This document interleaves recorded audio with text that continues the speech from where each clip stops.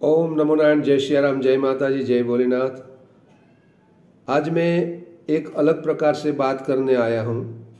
मैं बहुत सारी जगह पे घूमता रहता हूँ और फिरता रहता हूँ और कई प्रकार के अच्छे बुरे सब प्रकार के लोग मिलते हैं। बुरा तो कोई है ही नहीं, लेकिन वो अपने आप बुरे हो जाते हैं। कैसे? साधु को तो कोई बुरा नहीं लगता, लेकिन वो खुद अपना अकल्याण करता है। क्यों, कैसे, वो आपको मैं बताऊंगा।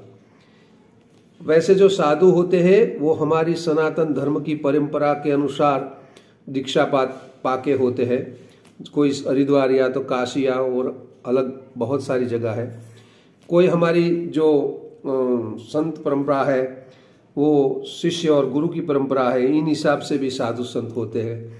और लगभग बहुत सारे 90% लोग जो साधु होते हैं वो भक्ति के लिए ही होते हैं। उनमें ठीक है कोई 1-2% और कोई हिसाब से या तो इरादे से आए होंगे, लेकिन मैं इन साधुओं की बात करता हूँ जो साधु भक्ति के लिए आए। हाँ, इनमें से कोई भक्ति बढ़ जाने से और बाद में कोई और रास्ते पे चढ़ जाने से कोई साधु समाज का भजन कीर्तन कम या ज्यादा होता है। लेकिन मैं मानता हूँ कि कोई भी साधु हो, कैसा भी क्यों नहीं है, लेकिन उनको आप देखने में बहुत गलती कर रहे हैं। वो साधु भजन करता ही होगा 100% करता होगा, लेकिन वो आपको दिखता नहीं और आप उन्हें समझ भी नहीं पाते, क्योंकि बहुत सारी ऐसी चीज है जो साधु की आप नहीं समझ पा रहे। और साधु को साधु ही समझ सकता है जो उनके अंदर जो घुसे हुए है, या तो थोड़ी सी भगवान की परमात्मा की उन पर कृपा हुई है, उनकी साधु की चाल चलगत, उनकी नैन, उनकी आंखें या उनका चेहरा, वो भी देख के भी साधु की कोई भजन कीर्तन की वो लगा लेते हैं, उसका क्या बोलता है वो उनका धारणा कर लेते हैं। लेकिन ये सब कुछ छोड़ो, कोई भी साधु हो, भगवे पहने हो, हाँ, जो मांगने वाले जो कपड़े सुबह में पहन के निकल जाए, रात को कपड़ा चेंज कर देते हैं, दारू भी पीते हैं और मौस मिट्टी भी खाते हैं, बहुत गंदे धंधे भी करते हैं, मैंने देखा है। और इन हिसाब से साधु की जो लोगों के मानसिकता है वो भी बिगड़ी हुई है। लेकिन इन हिसाब से कोई साधु को आप तुच्छ मत समझना। और इनकी मस्करी, या तो वो ठट्ठा मस्करी बोलते हैं ना, वो रामायण में भी तुलसीदास जी ने कहा है किसी की भी मस्करी नहीं करनी चाहिए। वो 4-5 बातें बताइए, ये अगर मुझे याद आएगा तो मैं आपको बताऊंगा। अगर इतना कर लेना तो भगवान न मिले तो तुलसीदास जामीन होते हैं कि मैं जामीन हूं तुम्हारा, भगवान मिलेगा ही मिलेगा। इसलिए जो लोग बिना वजह साधु को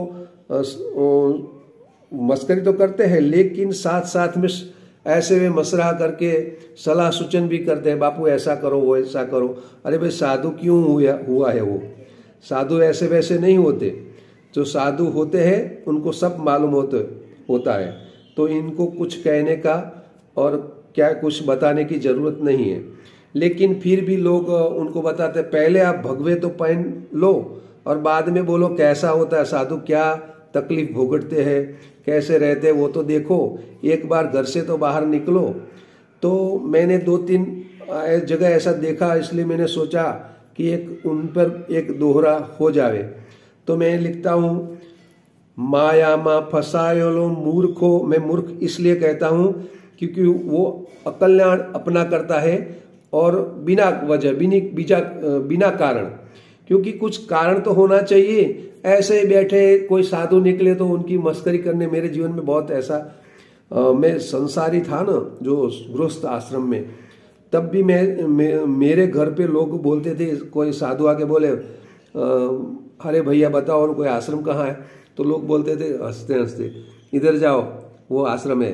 तो मैं तो खुश होता था, क्योंकि इनके कारण तो मेरे यहाँ साधु संत आते हैं। बहुत सारी बात मैं आपको कभी बताऊंगा, मैं कैसे कैसे साधु से मिला हुआ हूँ और साधु की सेवा में कैसा करता था।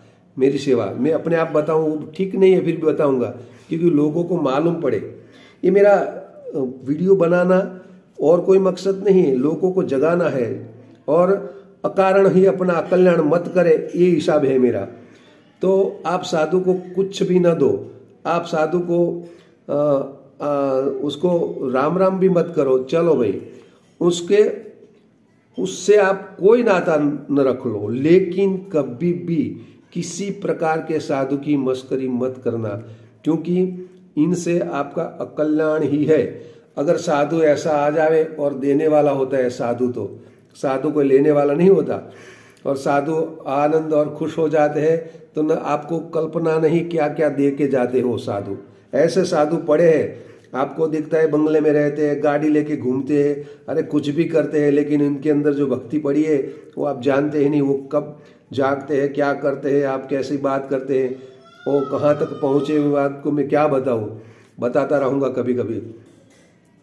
तो माया में फसायेलो मानवी मूर्खो, माया में फसायेलो मूर्खो, साधु ने आपे शीख, भवसागर नु बाथू दानड़ा बांधे ना वो लिख। वो दानड़ा में अपने आप को कहता हूं, ऐसा ही है।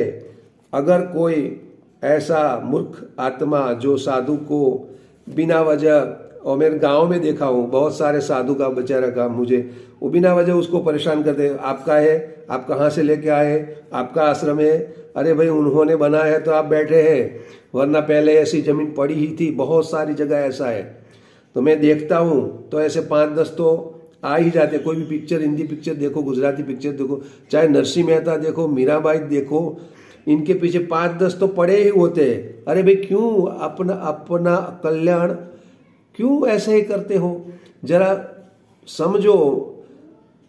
अच्छा नहीं करना तो कोई बात नहीं, बुरा तो मत करो।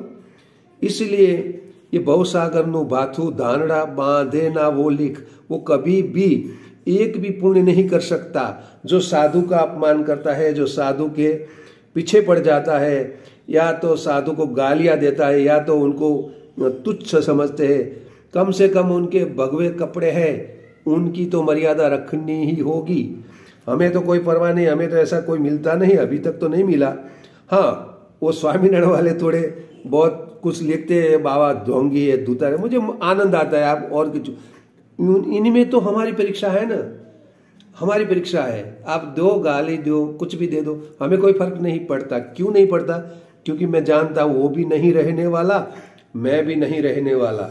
रहने वाला तो वो ही है जो हम लड़ रहे हैं। कोई कहे राम, कोई कहे कृष्ण, कोई कहे कि स्वामीनारायण। मैं अपनी भजन की भाषा में बताऊंगा तो आपको मैं अलग प्रकार से साधु लगूंगा, क्योंकि हाँ, मैं डांटता हूं जरूर, क्योंकि आप बिना वजह कोई अपने भगवान को बड़ा बताना, ये करना, वो करना, मैं वो बात बता रहा हूं, ऐसा मत करो। और इन बताने से कुछ अच्छा बुरा होने वाला नहीं, लेकिन आपका अकल्याण होता है। जो साधु होते हैं, जो धर्म या संप्रदाय होते हैं, उनका कल्याण होता है। आपको जरा दिमाग में सोचना चाहिए। जो महान, उनके जो परंपरागत के, जो बहुत पैसे वाले, बहुत संत, बड़ा संत कहलाते हैं आजकल। बहुत पैसा हो गया तो बड़ा संत, अरे इतना किया, वो किया, ये किया, अरे क्या किया, भजन कितना किया वो देखो। तो बहुत सारी समय में नहीं लेता हूँ, साधु के लिए मैं आया हूँ। तो माया में फसायेलो मूर्खो, साधु ने आपे सीख, भवसागर नु बाथू दानड़ा बांधे ना वो लिख। वो कभी भी कुछ भी लेके नहीं जाएगा और केवल पाप इकट्ठा करके जाएंगे। कहीं भी मेरा वीडियो सुनो, आजू बाजू के कोई संत है, उनको कोई दुखी करता है तो आप उनसे मिले, उनकी क्षमा याचना करें और उनको सपोर्ट करें। हाँ, कोई गलती करता हो तो बैठ के गांव वाले उनसे समझाए, और दोबारा हो तो भी उनको समझाए, तीसरी बार हो तो उनको वहां से निकालना, ये आपकी मर्जी है।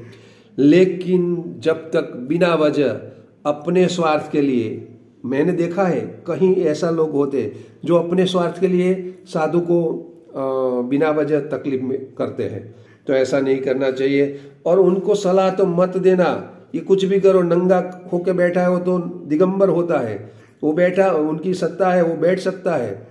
और हाँ, बहन दिक्रिया या कुछ है तो वो मर्यादा रखनी चाहिए साधु को भी, वो मैं भी कहता हूँ, क्योंकि हम भी दिगंबर है, फिर भी हम अपने कपड़े पहन के बैठे हैं आपके सामने। तो मैं किसी का पक्ष ये एक तरफ से नहीं ले रहा, सब कुछ सोच। और मैंने पहला भी बोला है कि विवेक बहुत बड़ी बात है। और मैंने अगले दिन एक विवेक के बारे में वीडियो भरत भाई मधुड़ा का रखा हुआ है, देखना। वो तो 2.5 मिनट का है, लेकिन ज़्यादा वो सत्संग में लाऊंगा। तो आप सभी को मेरा प्रणाम है। आप सब सुखी रहे। साधु हमेशा आपका भलाई चाहता है, इसलिए साधु के साथ अच्छे रहो, उनको सलाह सूचन मशवरा देना है तो अपने तरीके से अपने हिसाब से मत दो। हाँ, कोई ऐसी बात है तो बताना चाहिए। मैं ऐसा नहीं कहता कि ये नहीं करना है, लेकिन बिना वजह अपने स्वार्थ के लिए नहीं। ओम नमो नारायण, जय श्री राम, जय भोलेनाथ, जय भंडारी। मिलेंगे फिर। और ये मेरा वीडियो शेयर करो, आगे भेजो और लाइक भी करो, क्योंकि मैं आता रहूं आपके पास। जब तक मेरी मर्जी है मैं आऊँगा, नहीं मर्जी हो तो चला जाऊँगा। जय श्री राम, जय भोलेनाथ, और आप सबका कल्याण हो।